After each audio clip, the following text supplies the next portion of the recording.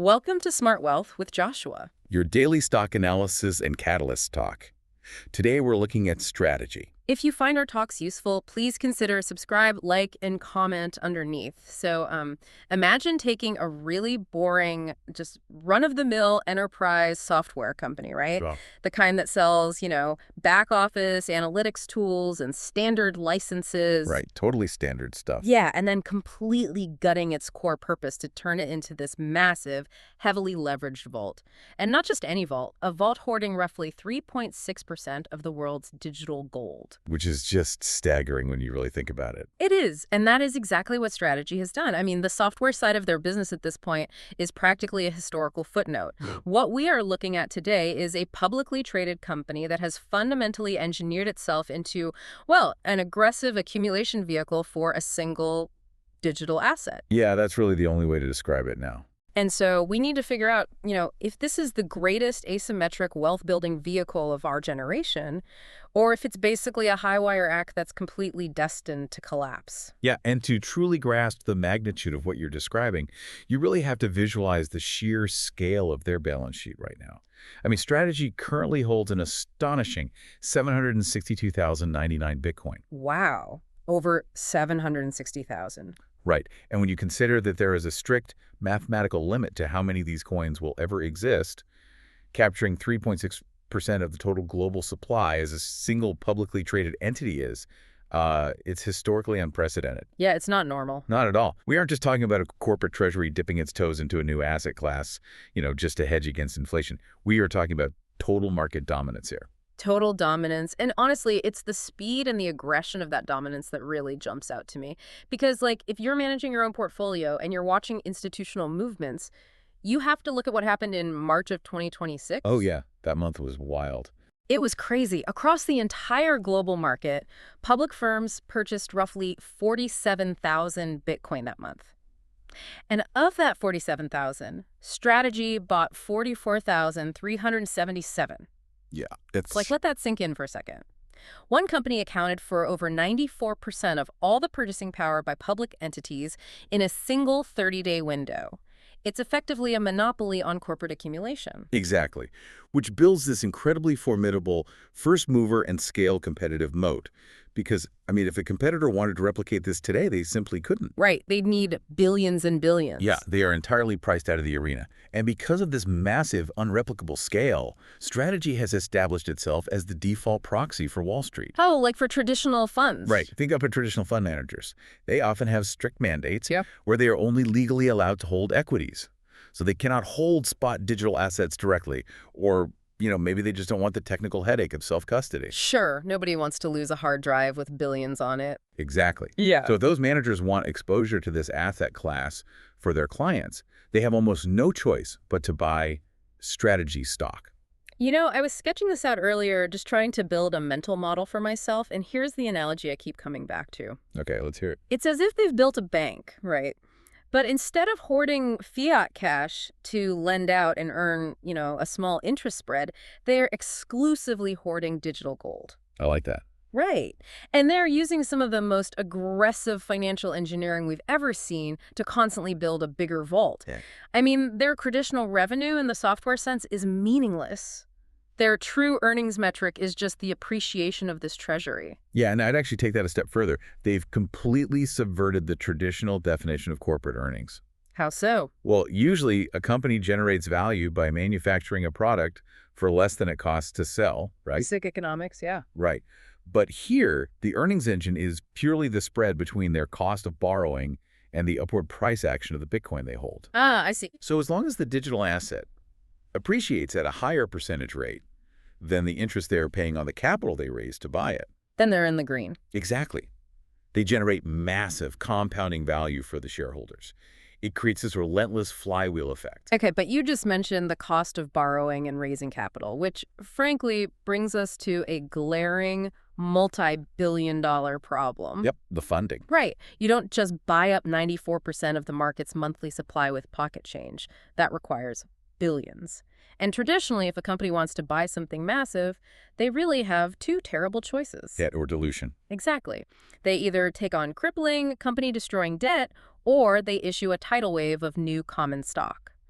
And Strategy recently announced a $42 billion at-the-market equity program to fund this vault. Yeah, and that number has understandably terrified a lot of casual observers. Well, of course it does. I mean, just so everyone is on the same page here. Yeah. An at-the-market program means they aren't dumping all these shares at once in a massive block sale, right? Right. They are quietly trickling them into the market at prevailing daily prices over time. But regardless of how you trickle it, $42 billion is a staggering figure. It's massive. Right. If I own shares in Strategy right now, and management suddenly prints $42 billion worth of new equity, my slice of the pie should become microscopically thin. It should be catastrophic dilution for the everyday investor, shouldn't it? Well, if they were purely issuing standard common equity, you would be absolutely right. Okay. The voting power and the value per share would just be diluted into oblivion. But this is where management executed a major strategic pivot, and it's honestly the core mechanic protecting the retail investor right now. What are they doing instead? They aren't flooding the market with common stock. They are heavily utilizing what they call their stretch perpetual preferred equity offering. Now, I looked at this stretch vehicle, and frankly, it seems a bit bizarre on the surface. How do you mean? Well, preferred stock is usually something you associate with boring, slow-growth utility companies, not high-octane digital asset plays. Why use a traditional yield-bearing dividend vehicle for a highly volatile corporate treasury? Unpack how Stretch actually works for us. Sure. So the genius of Stretch lies in solving a fundamental problem for institutional money. The underlying digital asset, Bitcoin, it does not yield anything. It just sits there. Right, there's no dividend. Exactly. So if you are a massive pension fund or an institutional player, you desperately want the capital appreciation of digital assets, but you also require regular income or yield to meet your own financial obligations. Right, they have payouts to make. Yeah. So Stretch is a preferred stock vehicle that yields a massive 11.5% dividend. Oh, wow. So they are essentially manufacturing the yield that the underlying asset lacks. Precisely. By prioritizing this Stretch vehicle, Strategy is satisfying that ravenous institutional demand for high-yield exposure. The institutions get their 11.5% dividend, Strategy raises the billions of dollars it needs to keep that accumulation flywheel spinning, and most importantly for you, the everyday common shareholder is shielded. Because preferred shares are different. Right. Because preferred shares generally don't carry the same voting rights or common equity dilution mechanics. The everyday investor gets to ride the appreciation of the underlying asset without seeing their ownership percentage totally decimated. That's brilliant, actually. So this entirely shifts the narrative around how they're operating. But you can't talk about Strategy without talking about the extreme volatility of the stock itself. Oh, absolutely not. It's a roller coaster. Yeah. If you're holding this in your portfolio, you've been on a wild ride lately. The stock recently suffered a brutal 77% decline from its speculative highs. Yeah, that was a tough drawdown. And right in the middle of that decline, something highly unusual happened that confused a lot of retail investors. You're referring to the end of the 13-week buying streak. Right. Because for over 3 months straight, the market's entire thesis on this company was basically they buy every single day no matter what. Right, the relentless accumulation machine. Exactly. But then in late March 2026, they abruptly paused. They just stopped buying. And given that the stock was already down 77%, human psychology would dictate that the market would panic. Right? Like the music stopped, sell everything. Right, that's what you expect. But the reaction was completely counterintuitive. The stock actually bounced 6% on the news of the pause. Which perfectly illustrates the disconnect between retail panic and institutional strategy. Okay, so it's like watching a competitive eater in the middle of a hot dog contest who finally stops to take a breath. I love that analogy. Right. Instead of worrying that he's full or throwing in the towel, the crowd cheers because they know he's just, optimizing his digestion for the next round. That's a great way to visualize it. Taking a breath doesn't mean the contest is over. It means they're making room for the dessert course. And what's dessert in this scenario? In Strategy's case, dessert is that $42 billion stretch equity program we just discussed. Ah, right. The market realized this pause wasn't a loss of conviction or sign of financial distress. It was a tactical, necessary pivot. They had to pause the aggressive daily buying to focus entirely on structuring and deploying that complex preferred equity offering. And the institutional money recognized this as a shift from high-risk, debt-fueled speculation toward a much healthier, asymmetric value play. Okay, but if I'm looking at my brokerage account and seeing a position down 77%, I need more than just a theory about, tactical pausing to justify staying in. What are the actual underlying metrics proving that the stock is becoming a safer value play? Well, there are two critical indicators you need to look at right now. The Mhm. first involves the stock's premium to its net asset value, or NAV. Okay, let's break that down. Historically, because it was so difficult for institutions to buy digital assets directly, strategy traded at a massive, irrational premium. Investors were paying double, sometimes triple the actual market value of the Bitcoin sitting on the balance sheet, simply for the convenience of holding it in a standard brokerage account. But recently that premium has completely collapsed, right? Yes, it has. I saw it compressed all the way down to 1.14x, meaning you are only paying a 14% premium for the corporate structure, the management, and the leverage strategy rather than a 100 or 200% premium. Exactly, and historically, 1.14x acts as a hard valuation floor. Okay. When the premium washes out to that level, the speculative retail froth is entirely gone. That is exactly when the institutional value buyers step in, recognizing they are essentially buying the underlying assets at near fair market value, with the corporate growth engine basically thrown in for free. Okay, that makes sense for the valuation side. It's a bargain. What's the second indicator? This one is even more crucial for risk management. The stock's beta to Bitcoin has fundamentally shifted. Beta meaning how violently the stock's price swings relative to the price of the digital asset itself. Yes. So in the past, strategy had a downside beta of 1.8x. Oh, wow. Yeah, that meant if Bitcoin dropped 10%, the stock plummeted almost 18%. It was an amplified nightmare on the way down.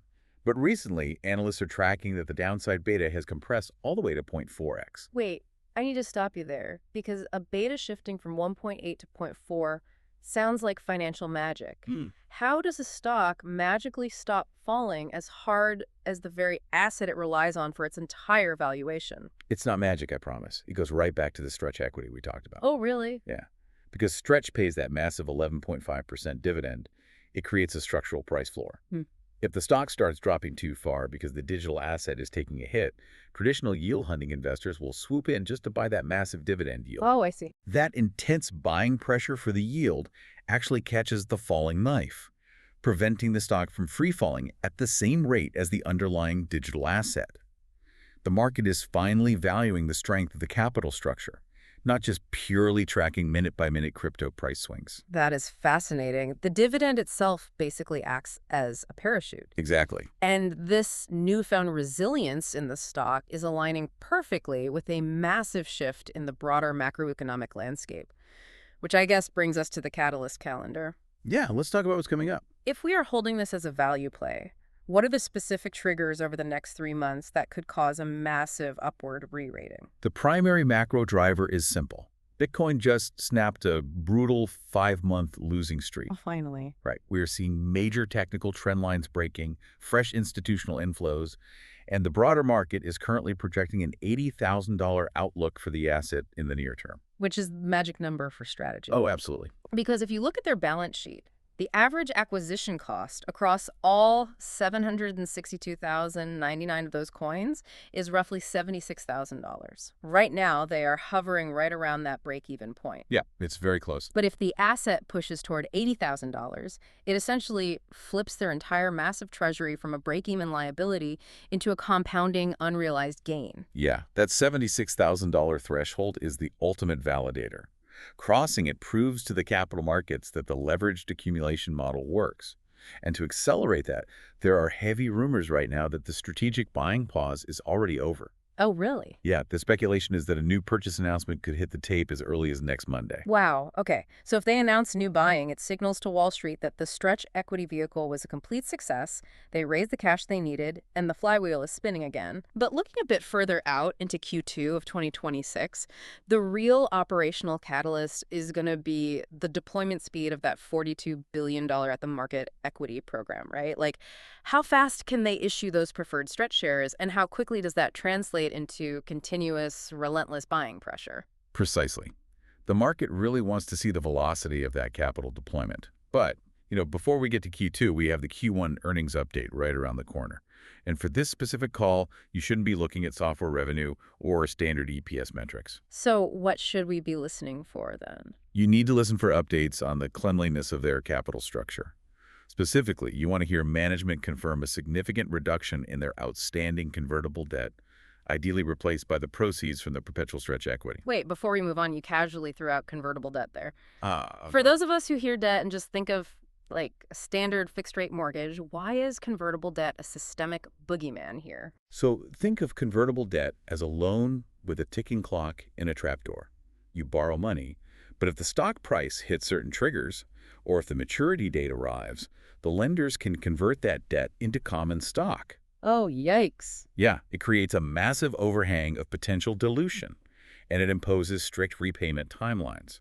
By replacing that dangerous time-sensitive debt with perpetual preferred equity, which never has to be paid back and just pays a dividend, they are dramatically cleaning up the balance sheet and reducing systemic corporate risk. It's essentially swapping a ticking time bomb for a permanent utility bill. That's a perfect way to put it. That makes total sense. But we can't just paint a rosy picture of endless compounding wealth here, because that $76,000 average cost number we mentioned isn't just a target for profits. It's also the exact ledge where this entire strategy could unravel. We definitely need to talk about the risks. We have to look at the bear case. What happens if the music actually stops? Well, the reality is, despite all this brilliant financial engineering, the inherent structural risk remains massive. Right. They are tying a massive corporate entity almost entirely to an historically volatile asset class. All right. The most immediate existential risk is sustained price depression. If the price of Bitcoin fails to break out and remains trapped below that $76,000 average cost basis for an extended period, that entire $42 billion treasury stays underwater. And let's be clear about the real-world consequences of that. It's not just a paper loss that looks bad on an earnings slide, right? This can trigger catastrophic corporate events. Absolutely.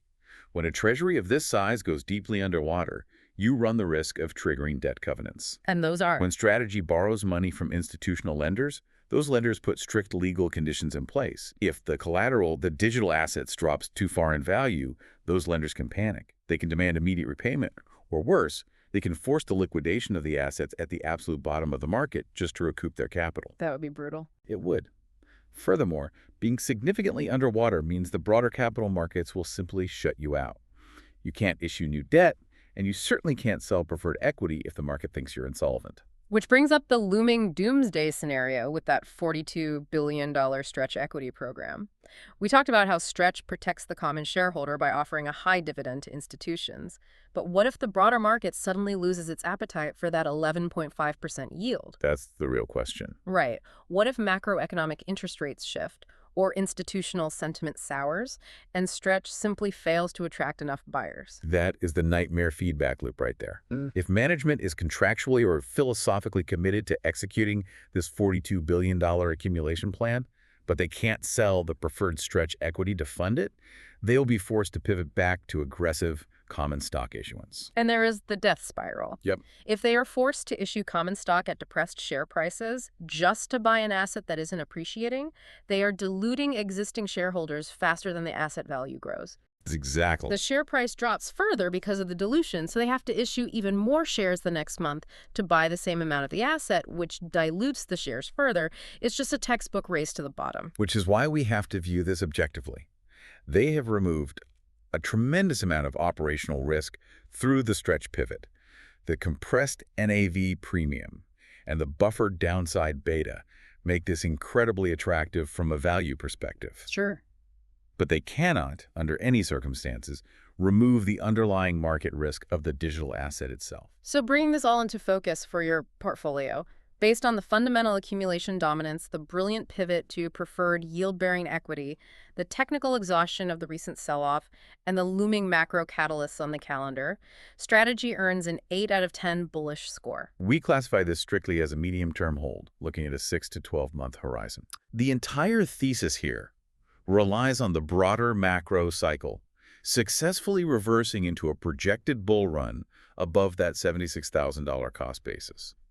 If you are entering this position, you have to be mentally and financially prepared to stomach the inherent volatility. Exactly. Because Holding through that volatility is the only way you allow these capital structure changes, specifically the compounding protective value of that stretch equity, to actually work in your favor. Right. It represents a truly compelling value entry point right now, precisely because of that compressed 1.14x premium.